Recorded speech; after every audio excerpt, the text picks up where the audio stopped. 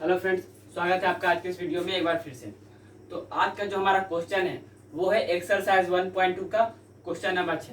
और मैं आपको इस क्वेश्चन को बताने से पहले बता देता हूँ कि इस क्वेश्चन को मैं दोबारा बता रहा हूँ। तो मैं दोबारा इसलिए बता रहा हूँ क्योंकि एक बंदे ने कमेंट किया था कि मुझे इस वीडियो जो है वो समझ में नहीं आया, और लेकिन वीडियो मुझे अच्छा लगा, तो इसलिए मैंने सोचा कि चलो एक बार फिर से क्वेश्चन नंबर 6 को बता देते हैं। तो चलिए क्वेश्चन नंबर 6 को स्टार्ट करते हैं। तो क्वेश्चन नंबर 6 हमारा कह रहा है कि व्याख्या कीजिए कि 7 गुना 13 और गुना 13 और प्लस 13 और 7 गुना 6 गुना 5 गुना 4 गुना 3 गुना 2 गुना 1 और प्लस 5 भाज्य संख्याएं क्यों है। तो इस क्वेश्चन को बताने से पहले मैं आपको बता देता हूं कि भाज्य संख्या किसको कहते हैं। तो जब किसी संख्या का 2 या 2 से अधिक अभाज्य गुणनखंड हो तो उसको हम लोग भाज्य संख्या कहते हैं। तो यहाँ पर पहले मैं नोट में लिख देता हूं कि भाज्य संख्या, भाज्य संख्या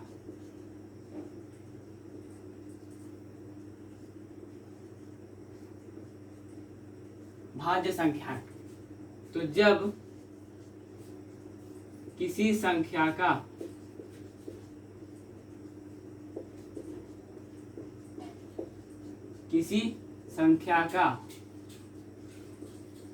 दो या 2 से अधिक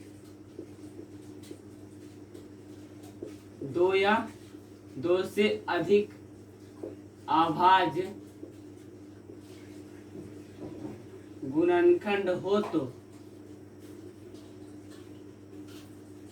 गुणनखंड हो तो उसे भाज्य संख्या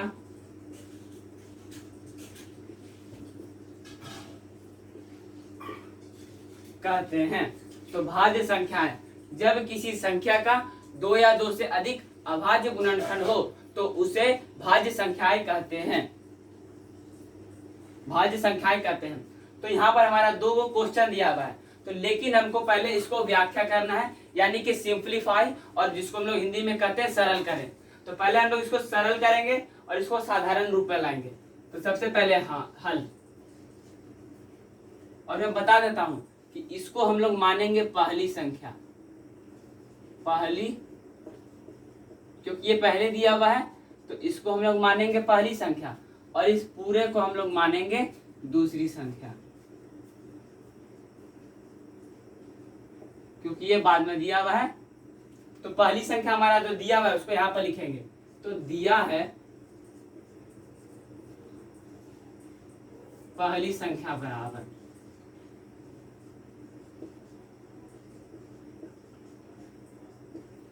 पहली संख्या क्या है हमारा 7 गुना 13 और गुना 13 और प्लस 13। तो 7 गुना 11 गुना 13 और प्लस 13। तो आपको पता होगा कि तो सबसे पहले हम लोग गुना करते हैं और उसके बाद प्लस करते हैं। तो सबसे पहले हम लोग तीनों को गुना करेंगे। तो 7 और गुना 11 तो 77 हो गया। तो 7 गुना 11 हमारा हो गया 77, और उसके बाद 13 से उसको मल्टीप्लाई करना है, यानी कि गुना करना है। तो 7 या 21 के 1 और बाकी बचा 2, 7 या 21 और 21 2 23। उसके बाद 7 गुना 7 और 7 गुना 7 फिर से हो गया 1, 7 3 10 का 0, बाकी बचा 1, 7 2 9 और 9 1 10। तो हमारा कितना आ गया 1001, यानी कि इस तीनों को गुना करने पर हमारा आ गया 1001, हमारा 1001 आ गया। ये तीनों को गुना किए हैं तो आगे हमारा 1001। तो 1001 और प्लस 13। तो 1001 में अगर हम लोग 13 जोड़ेंगे तो कितना हो जाएगा हमारा 1014। तो हमारा इस क्वेश्चन को, यानी कि पहली संख्या को जब हम लोग सरल किए हैं, सिंप्लीफाई किए हैं, तो हमारा आ गया 1014। लेकिन हमारा जो संख्या है वो संख्या हमारा यही दिया हुआ है, क्योंकि लाना है हमको क्या, इसको लाना है कि ये भाज्य संख्या क्यों है, ना कि लाना है हमको इसको। लेकिन हम लोग इसको सरल करके ऐसा लिखे हैं क्योंकि तभी तो हम लोग इसका अभाज्य गुणनखंड निकाल पाएंगे। इसका तो हम लोग अभाज्य गुणनखंड नहीं निकाल पाएंगे। क्यों? क्योंकि ये हमारे यहाँ पर प्लस में आ गया है। तो अब हम लोग इसको सरल कर लिए हैं, तो अब हम लोग इसका अभाज्य गुणनखंड निकालेंगे। तो क्योंकि भाज्य संख्या का परिभाषा होता है अभाज्य गुणनखंड, कि जब किसी संख्या का 2 या 2 से अधिक अभाज्य गुणनखंड नहीं हो तो उसको हम 2 या 2 से अधिक अभाज्य गुणनखंड हो तो उसे हम लोग भाज्य संख्या कहेंगे। कि जब तक हम लोग अभाज्य संख्या नहीं निकालेंगे तो हम लोग बता नहीं सकते हैं कि भाज्य है कि भाज्य नहीं है। तो हम लोग का संख्या हो गया। तो अब लोग हम इसका अभाज्य गुणनखंड निकालेंगे। तो 1014 का अभाज्य गुणनखंड, इसको सबसे पहले हम लोग 2 से भाग देंगे। तो 5 दूनी 10, फिर 0 लगेगा और 7 दूनी 14, 507। हमको पता है कि अब इसके बाद ये नहीं लगेगा, तो उसके बाद हम लोग इसको लिखेंगे 1014 का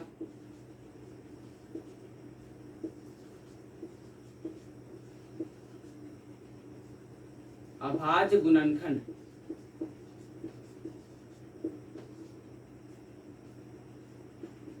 कितना आ गया है? 2 गुना 507, 2 गुना 507। तो आप देख रहे होंगे कि पहली संख्या जो हमारा दिया गया है वो हमारा सिद्ध हो गया है। तो 1014 का हमारा अभाज्य गुणनखंड कितना आ गया है? 2 गो, एक हमारा 2 है और एक हमारा 507 है। तो इस नियम से हम लोग जानते होंगे कि जब किसी संख्या का 2 या 2 से अधिक अभाज्य गुणनखंड हो, तो यहाँ पर हमारा कितना अभाज्य गुणनखंड है? तो 2 का हमारा अभाज्य गुणनखंड है। तो ये हमारा क्या होगा? भाज्य संख्या होगा, भाज्य संख्या होगा। और हमको यही साबित करना था कि भाज्य संख्याएं क्यों है। तो हम लोग लिख सकते हैं कि 1014 का 2 अभाज्य गुणनखंड है, इसके लिए वे अभाज्य संख्या है। लेकिन हम लोग को 1014 को साबित नहीं करना है, हमको साबित करना है क्या? 7 गुना 11 और गुना 13 और प्लस 13। तो हम लोग यहाँ पर लिख सकते हैं, यहाँ पर हम लोग लिख सकते हैं कि 1014 एक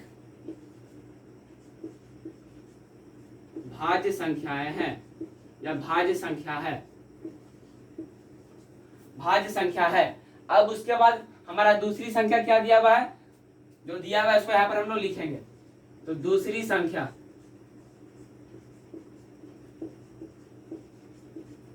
दूसरी संख्या 7 गुना 6 गुना 5 और गुना 4 और गुना 3 गुना 2 और गुना 1 और प्लस 5, यही दिया हुआ है। तो ठीक है, तो अब हम लोग इसको गुना करेंगे। तो आपको पता होगा कि 7 छक हमारा होता है 42, यहाँ पर 42 लिख देंगे। उसके बाद गुना 5 चौक 20, 20 तिया 60, 60 तिया 120, 120 हो गया। उसके बाद प्लस। तो ठीक है, उसके बाद हमारा यहाँ पर गुना एक साइन है और एक प्लस साइन है। तो हम लोग पहले क्या करेंगे? गुना करेंगे। तो 12 दूनी 24 का 4, बाकी बच गया 2, 12 चक 48 और 2 50 और प्लस 5, यहाँ पर एक 0 भी होगा। तो अब हमारा हो जाएगा 50 45। तो इसको जब हम लोग सरल किए हैं तो हमारा आ गया क्या? 5045। अब हम लोग इसका अभाज्य गुणनखंड निकालेंगे, 5045 का अभाज्य गुणनखंड। तो 5045 का अभाज्य गुणनखंड, तो इसको हम लोग सबसे पहले 5 से लगाएंगे। तो यहाँ पर 10 हमारा हो जाएगा 09। तो इसका भी हमारा 2 अभाज्य गुणनखंड आया। इसके बाद ये नहीं लगेगा, तो हम लोग इसको लिख सकते हैं 5045 का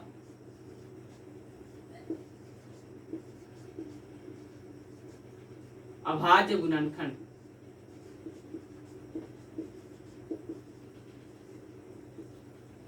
5 हो गया और 1009 हो गया, 5 हो गया और 1009 हो गया। तो इसका भी हमारा 2 अभाज्य गुणनखंड आ गया, 2 अभाज्य गुणनखंड आ गया। तो इसको हम लोग कहेंगे भाज्य संख्याएं। तो एक 5 हो गया और 1009 हो गया। तो हम लोग इसको लिखेंगे कि 5045 का 2 अभाज्य गुणनखंड आ गया। तो 5045 एक भाज्य संख्याएं हैं।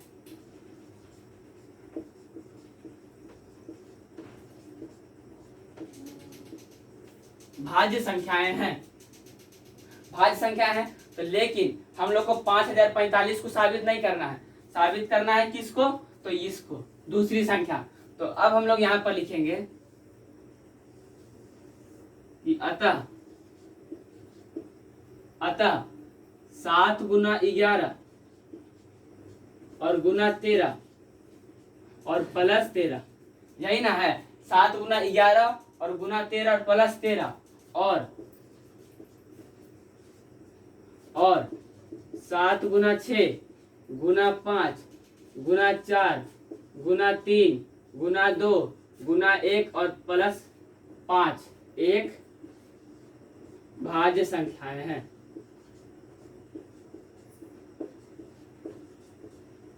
भाज्य संख्याएं हैं।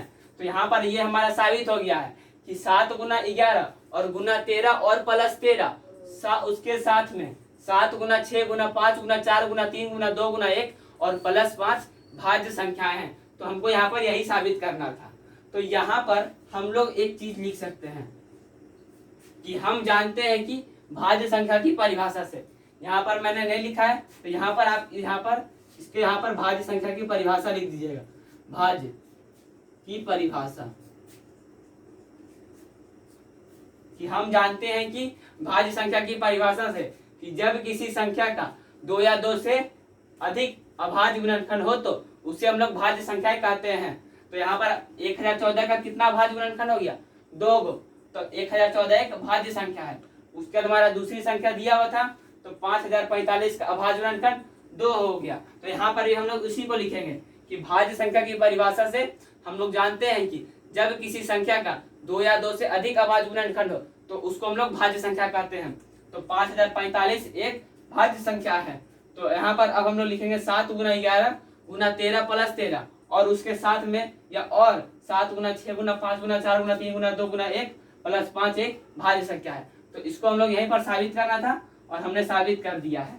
तो आशा करते हैं कि जो मैंने दोबारा क्वेश्चन नंबर 6 को समझाया है तो आपको वो समझ में आया होगा। तो ऐसे ही मेरी गलती को आप लोग बताते रहिएगा और कमेंट में कुछ ना कुछ जरूर टाइप करके हमको समझाते रहिएगा। तो मिलते हैं नेक्स्ट वीडियो में और तब तक के लिए जय हिंद और जय भारत।